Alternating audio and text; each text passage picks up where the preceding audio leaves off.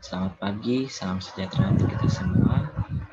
Pada video ini kita akan melanjutkan video-video sebelumnya terkait dengan proses asuhan keperawatan, di mana di kesempatan ini kita akan berbicara tentang arti penting sebuah perencanaan keperawatan. Ya. Kita akan mengulas bagaimana perencanaan keperawatan itu dibuat berdasarkan diagnosis yang sudah ditegakkan dan luaran yang ditetapkan. Ya. Arti penting perencanaan keperawatan. Tujuan pembelajaran pada kesempatan ini itu memahami terkait arti penting perencanaan keperawatan dan memahami apa itu definisi dari perencanaan keperawatan.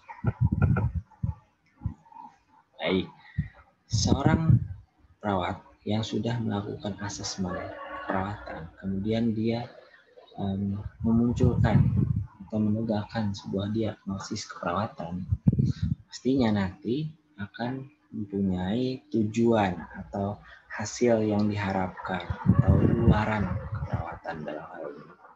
Oke, biasanya kita menggunakan referensinya jika berbicara diagnosis keperawatan menggunakan nada internasional. Kalau berbicara tentang hasil yang diharapkan atau outcome atau luaran dari keperawatan, kita menggunakan Nursing Outcomes Classification atau NOC. Di mana hasil yang diharapkan dari sebuah diagnosis keperawatan pastinya harus diupayakan berbentuk intervensi keperawatan.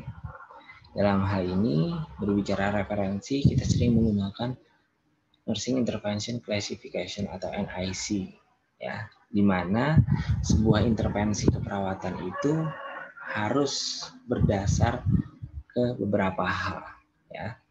Pertama, terkait dengan temuan riset, ya, di mana kegiatan ilmiah dalam hal ini proses keperawatan haruslah berdasarkan temuan riset terkini dan terupdate.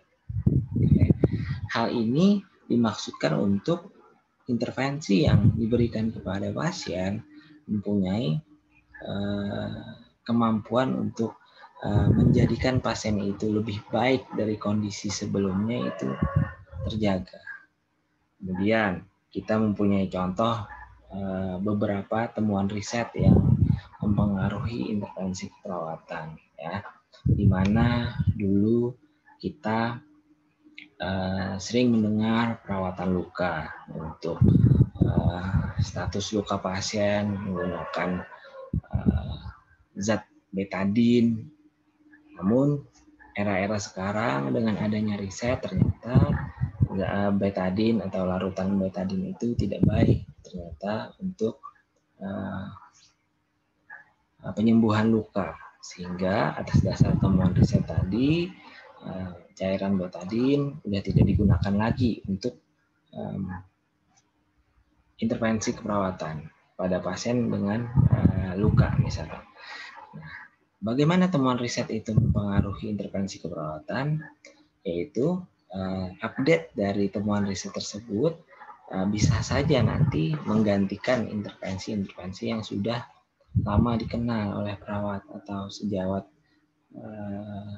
perawat klinis di rumah sakit. Misal seperti contoh tadi, larutan betadine digantikan dengan media atau larutan NaCl saja karena larutan betadine tadi tidak terlalu bagus untuk penyembuhan, sehingga dipakailah NaCl sebagai salah satu larutan yang biasa digunakan untuk perawatan luka, ya, yang minim untuk menimbulkan efek yang tidak kita harapkan, sehingga berubah intervensi keperawatan yang awalnya perawatan luka menggunakan betadine, sekarang menggunakan NaCl.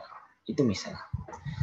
Kemudian intervensi keperawatan harus juga memperhatikan dan mengakomodir ide kreatif dari seorang perawat.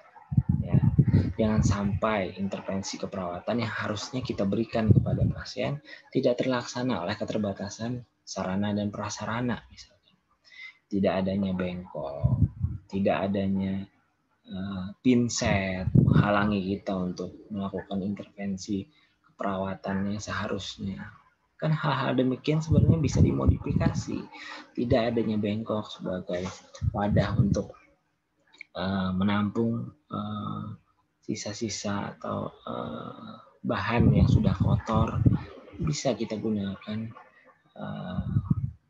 sisa dari call of infus yang kita modifikasi, kita potong untuk kita jadikan tempat menampung kotoran cairan itu, atau menggunakan kresek plastik, sehingga tetap bisa kita melakukan tindakan keperawatan tanpa harus menunda gara-gara sarana prasarana kita tidak memadai. Makanya ide kreatif perawat sangat dituntut di sini.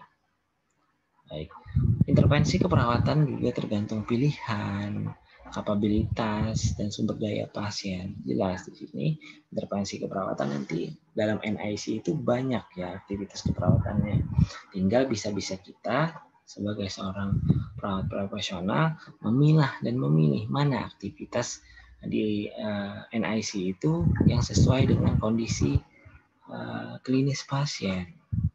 Ya, jadi kita harus memilih. Nggak semua aktivitas yang ada di NIC sesuai label intervensinya itu kita tuliskan, kita rencanakan. Karena semua aktivitas yang ada di label intervensi itu untuk semua kondisi klinis pasien.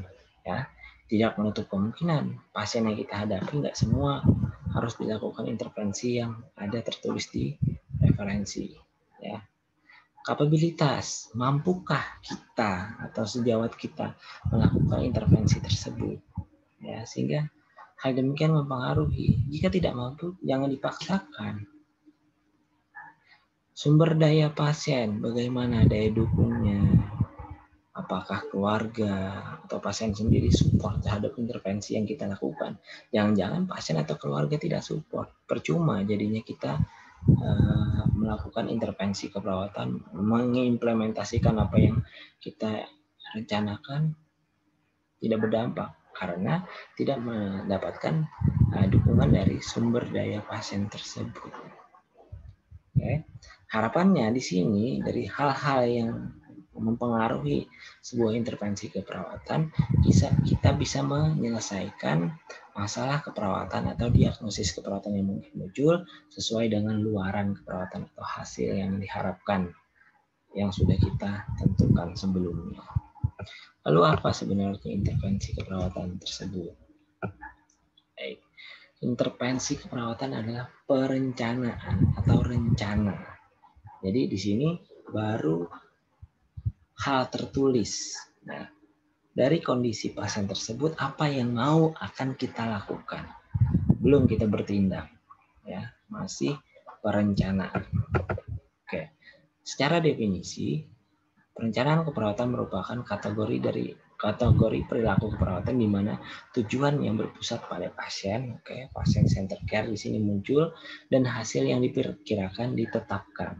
Maka kita menggunakan hasil yang diharapkan atau luaran keperawatan dan intervensi keperawatan dipilih untuk mencapai tujuan tersebut. Jelas di sini intervensi keperawatan yang kita inginkan untuk dilaksanakan ke pasien merupakan jalan pemecahan dari suatu masalah keperawatan yang dihadapi pasien. Semoga video ini bermanfaat. Kita lanjutkan di video berikutnya. Terima kasih.